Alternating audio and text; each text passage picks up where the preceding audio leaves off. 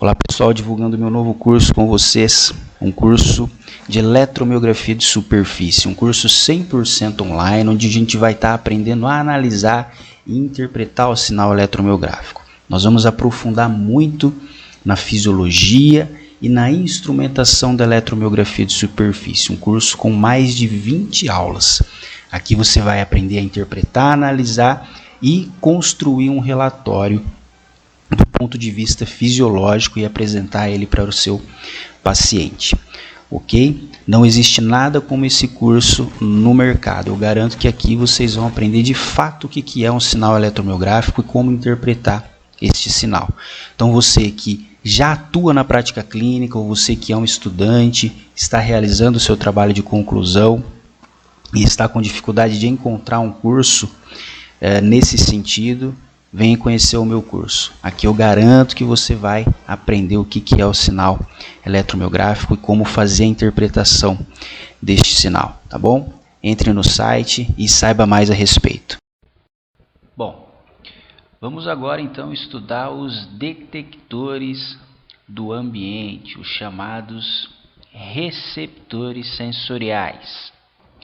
Eu acho interessante essa imagem, essa ilustração do anatomista holandês Bernard Albinus, porque ele tenta mostrar o modo como nós somos interagindo com a natureza, uma vez que nós somos partes da natureza e, portanto, somos todos iguais. Obviamente que essa imagem não é a melhor para ilustrar o tema da nossa aula, uma vez que não está ilustrado aqui o tecido tegumentar, que é um dos mais importantes para a interação entre o homem e o ambiente, né? Mas eu achei interessante colocar ela aqui.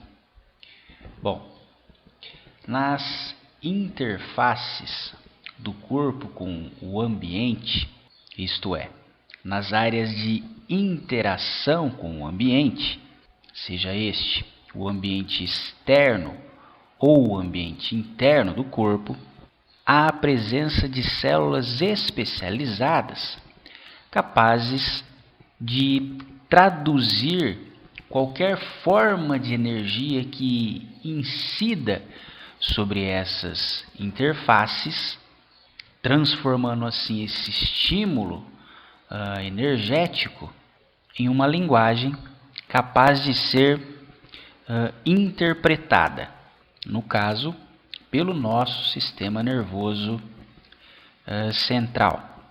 E as células presentes nessas interfaces são chamados receptores sensoriais. E desse modo, então, a sensação é a capacidade do corpo codificar certos aspectos da energia que o circunda, como, por exemplo, a energia eletromagnética.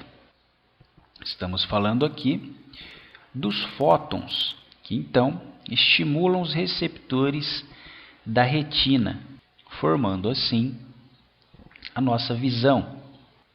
Energia química, como por exemplo, as substâncias que dão o gosto, o sabor, que transformam o cheiro, o odor.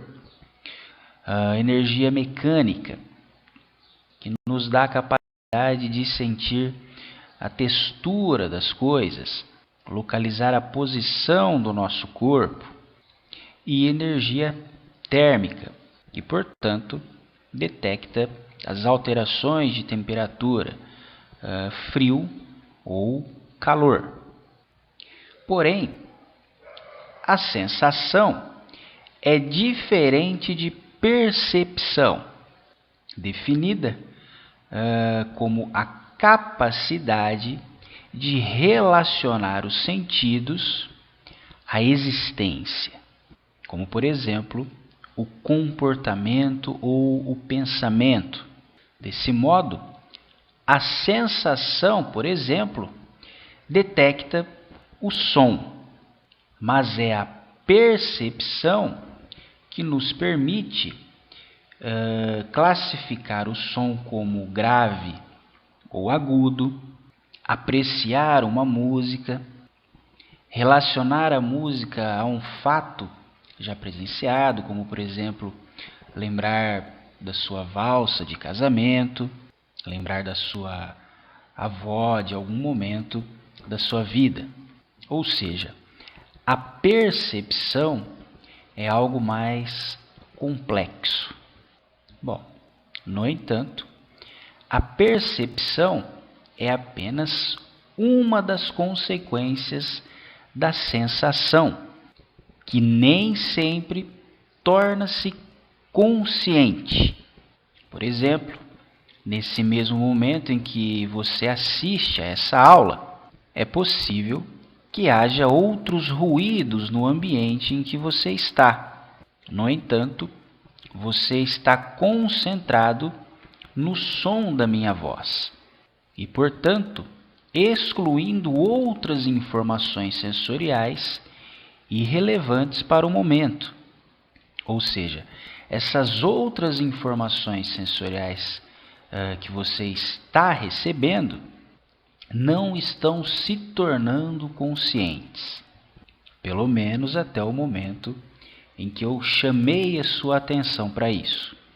Desse modo, então, as informações sensoriais têm outras aplicações além da percepção, como, por exemplo, permitir o controle da motricidade, pois o simples movimento para pegar uma fruta requer a visão para determinar a posição da fruta, a distância da fruta, para que assim o seu sistema nervoso possa calcular, planejar e executar os movimentos adequados para alcançar essa fruta.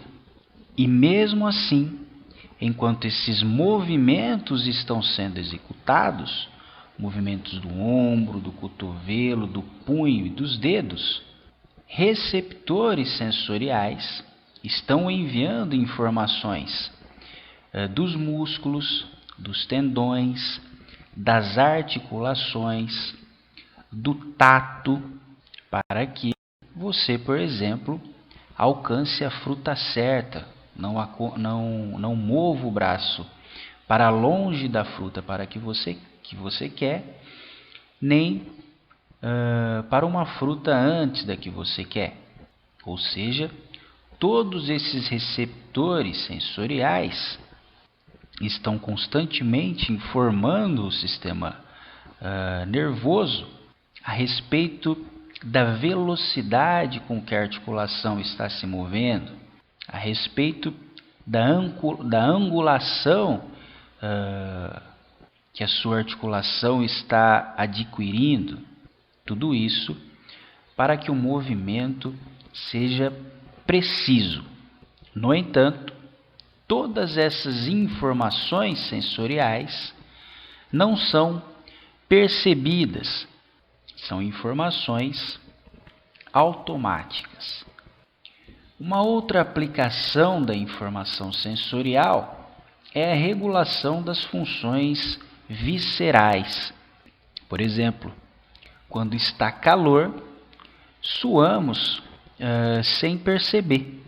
Quando a osmolaridade da circulação aumenta, temos sede.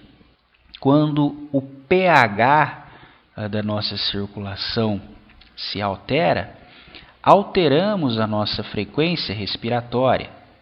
Tudo isso ocorre então de forma inconsciente, sendo esses receptores denominados de receptores viscerais ou interoreceptores. Tecnicamente, os receptores ou os sentidos são classificados em modalidades sensoriais, nos quais se incluem as modalidades sensoriais clássicas, como a visão, a audição, paladar, o olfato, o equilíbrio envolvendo o sistema vestibular e a somestesia, antigamente chamada de tato, de forma errônea. O termo somestesia deriva do grego soma, igual a corpo, mais a estesis, igual a sensibilidade, isto é, sensibilidade do corpo, ou seja, está relacionada a toda sensibilidade originada na superfície ou no interior do corpo, o que também é chamado de sensações somáticas, onde se inclui, então, as submodalidades somestésicas, o tato, agora sim, a temperatura, a dor, o prurido ou coceira e a propriocepção, capacidade de reconhecer o posicionamento do nosso corpo. As modalidades clássicas e as submodalidades somestésicas transformam-se em percepção, isto é, elas podem atingir a consciência. Já as modalidades cujo processamento é inconsciente, isto é, envolve o controle das funções orgânicas, estando assim relacionadas às sensações viscerais, aos estímulos viscerais, como por exemplo a pressão sanguínea, a distensão do trato gastrointestinal, a osmolaridade dos fluidos corporais, a temperatura interna e externa, melhor, temperatura interna aqui no caso, né? A insuflação dos pulmões, o pH no líquido céfalo-raquidiano, o oxigênio e o pH sanguíneo são alguns exemplos das sensações que são processadas inconscientemente. Os receptores sensoriais ainda podem ser classificados de acordo com seu princípio biofísico. Eu, particularmente, prefiro esse tipo de classificação, na qual inclui-se o quimiorreceptor, que, portanto, possui mecanismos para o reconhecimento de substâncias químicas, como, por exemplo, o que ocorre na gustação ou no olfato, mecanorreceptor, que envolve mecanismos para o reconhecimento de energia mecânica, seja a pressão, seja distensão, como por exemplo o que ocorre no sistema auditivo, no sistema vestibular, nos proprioceptores, nos barorreceptores carotídeos, o termorreceptor, que possui mecanismos sensíveis a variações de temperatura, quente ou frio, os fotorreceptores, sensíveis, portanto, ao fóton, que é um tipo de energia eletromagnética, e o nociceptor, que compreende um grupo especial de receptores sensíveis à temperatura, portanto, termorreceptores, mecanorreceptores, quimiorreceptores, sendo esses estímulos com potencial de agressão ao organismo, um potencial lesivo. Portanto, esses receptores são responsáveis pela sensação de dor. Na tabela abaixo, nós podemos observar aqui alguns exemplos de quimiorreceptores, como por exemplo, os receptores responsáveis pela olfação, pelo olfato, pela gustação, os receptores somestésico do tipo quimiorreceptivo, que encontram-se ao longo do trato gastrointestinal ou das paredes arteriais, que portanto detectam o oxigênio ou o dióxido de carbono, os mecanorreceptores envolvidos no equilíbrio, na audição, no tato, na propriocepção, na distensão do trato gastrointestinal, bem como dos pulmões, na respiração, e os barorreceptores encontrados na parede arterial. Os termorreceptores encontrados no tecido tegumentar, os fotorreceptores encontrados na retina, na visão, e os nociceptores, que identificam, portanto, uma agressão potencial ao tecido orgânico, ao organismo. É importante não confundir receptor sensorial com receptor molecular encontrado na membrana das células. Receptores moleculares são proteínas de membrana. Bom, na próxima aula nós vamos estudar cada um dos sentidos e, respectivamente, cada um dos receptores sensoriais. Você pode revisar esse conteúdo pelas seguintes referências.